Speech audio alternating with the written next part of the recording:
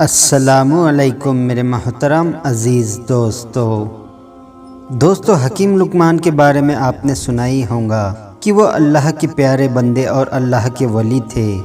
آپ کی ولادت حضرت داؤد علیہ السلام کے دور میں ہوئی اور آپ کا وصال حضرت یونس علیہ السلام کے دور میں ہوا۔ یہ نبی تھے یا نہیں یہ ابھی واضح نہیں ہے، لیکن وہ اللہ کے نیک بندے اور ولی تھے۔ لقمان کے معنی بہت ہی زیادہ عقل والا اور لقب والا ہے۔ آپ کے نام میں حکیم آتا ہے اور حکیم طبیب کو کہتے ہیں۔ اللہ تعالیٰ نے لقمان حکیم کو حکمت اور دلائل بخشی تھی۔ آپ کی حکومت یونان میں بہت مشہور ہے، جسے طب یونانی بھی کہتے ہیں۔ قرآن پاک میں اگر کسی چیز کا ذکر آ جائے تو اس چیز کی عظمت بڑھ جاتی ہے اور اس کے وقار اور درجات بلند ہو جاتے ہیں، مگر یہاں پر اللہ تعالیٰ نے لقمان حکیم کے نام پر ایک پوری سورت نازل فرمائی۔ ان کی حکمت اور دلائل کے بہت سارے واقعات مشہور ہیں، جن میں سے ایک واقعہ ہم آپ کے سامنے پیش کرنے جا رہے ہیں۔ اس واقعے کو سننے کے بعد آپ کی عقل دنگ رہ جائیں گی اور آپ سوچنے پر مجبور ہو جائیں گے کہ یہ کیسے ہو سکتا ہے۔ تو اس واقعے کو سمجھنے کے لیے ویڈیو کو اینڈ تک ضرور دیکھیں۔ دوستو، کہا جاتا ہے کہ حکیم لقمان کے دور میں ہر بے زبان کو زبان تھی۔ جڑی بوٹیاں خود حکیم لقمان کو بتا دیتی تھی کہ ہم اس مرض کی دوا ہے یا ہم سے اس مرض کی شفا ہے۔ اس حوالے سے ایک واقعہ مشہور ہے کہ حکیم لقمان نے سمندر کے دوسرے کنارے کو ڈھونڈنے کا ارادہ کیا۔ ان کے پاس ایک طوطا تھا جو ان سے بات کیا کرتا تھا۔ حکیم لقمان نے اپنی حکمت سے جڑی بوٹیوں سے ایک ایسی دوا تیار کی جس کو کھا کر طوطا بغیر کھائے پیے بنا تھکان کے 6 مہینے تک اڑ سکتا تھا۔ حکیم لقمان نے جڑی بوٹیوں سے 2 گولیاں تیار کی۔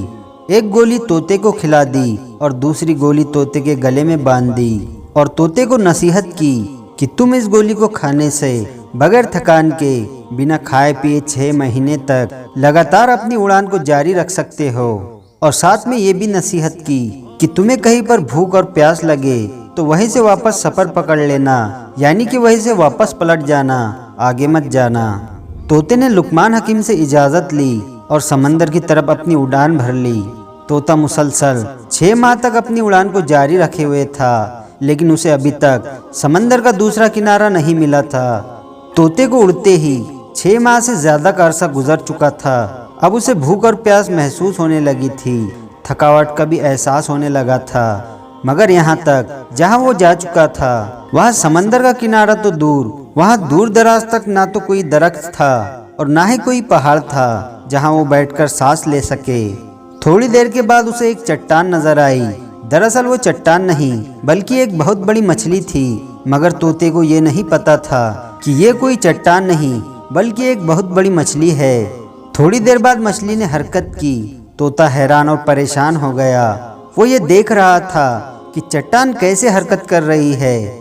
جب مچھلی نے اپنا منہ باہر نکالا تو وہ بھی اس طوطے کو دیکھ کر حیران ہو گئی اور اسے دیکھ کر کلام کرنے لگی، کیونکہ اس وقت ہر چیز کو زبان تھی۔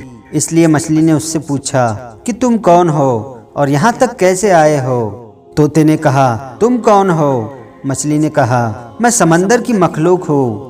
تب طوطا بہت حیران ہوا اور کہنے لگا اللہ کی پناہ، میں نے اپنی زندگی میں آج تک اتنی بڑی مچھلی نہیں دیکھی تھی۔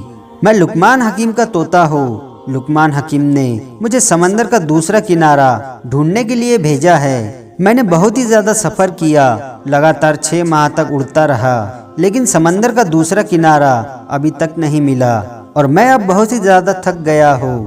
اب میں اس سے آگے نہیں جا سکتا ہوں۔ کیا تم جانتے ہو سمندر کا دوسرا کنارہ کہاں ہے؟ تب مچھلی نے کہا تم پہلے مجھے یہ بتاؤ کہ تم یہاں تک پہنچے کیسے ہو؟ نہ تو یہاں پر کوئی درخت ہے اور نہ ہی کوئی پہاڑ ہے جس کے اوپر بیٹھ کر تم سانس لے سکو اور اپنی تھکان کو دور کر سکو۔ یہاں تک تم کیسے پہنچے ہو؟ تب اس طوطے نے لقمان حکیم کا سارا ماجرا اس مچھلی کو سنایا کہ لقمان حکیم نے کس طرح سے ایک جڑی بوٹی کی 2 گولیاں تیار کی اور ایک مجھے کھلا دی اور ایک میرے گلے میں باندھ دی۔ تب مچھلی نے کہا سمندر کا دوسرا کنارہ کہاں ہے یہ تو مجھے معلوم نہیں ہے، لیکن میں اتنا کر سکتی ہوں، تم جہاں سے آئے ہو میں وہاں تک تمہیں پہنچا سکتی ہوں، کیونکہ میں اندر جاتی ہوں तो इससे बहुत बड़ी बड़ी मछलियाँ भी समंदर के अंदर मौजूद है जो मुझे खा जाएंगी। तो तोते ने कहा ठीक है, तुम मुझे वहाँ भेज दो जहाँ से मैं आया हूँ। तब मछली ने कहा मेरे पीठ के ऊपर बैठे रहना। तो तोते ने वैसा ही किया। तब मछली ने करवट बदली और पलक झपकते ही तोते को उस जगह पर पहुंचा दिया जिस जगह से उसे आने में 6 माह लगे थे। तोता बहुत हैरान हुआ कि जहां से उड़ते ही पहुंचने में उसे 6 माह लग गए, मछली ने उसे एक झटके में कैसे पहुंचा दिया। और अभी वो ये दावा भी कर रही थी कि इससे भी बहुत बड़ी बड़ी मछलियां समंदर में मौजूद है जिसकी वजह से वो आगे नहीं जा सकती। तोता हकीम लुकमान के पास गया और उन्हें सारा माजरा सुनाया। हकीम लुकमान ने जब ये सारा माजरा सुना तो बहुत हैरान हुए और अल्लाह ताला की बारगाह में सजदा रेज हुए और कहने लगे, या अल्लाह, तू ही जानता है कि समंदर का दूसरा किनारा कहाँ है, और बेशक तू ही सबसे ज्यादा जानने वाला है और तू ही सबसे बड़ा है और तू ही सब पर रहम करने वाला है। ये सारे जहाँ की मखलूक तेरे गुलाम हैं, तू ही इस दुनिया को बनाने वाला करीम है।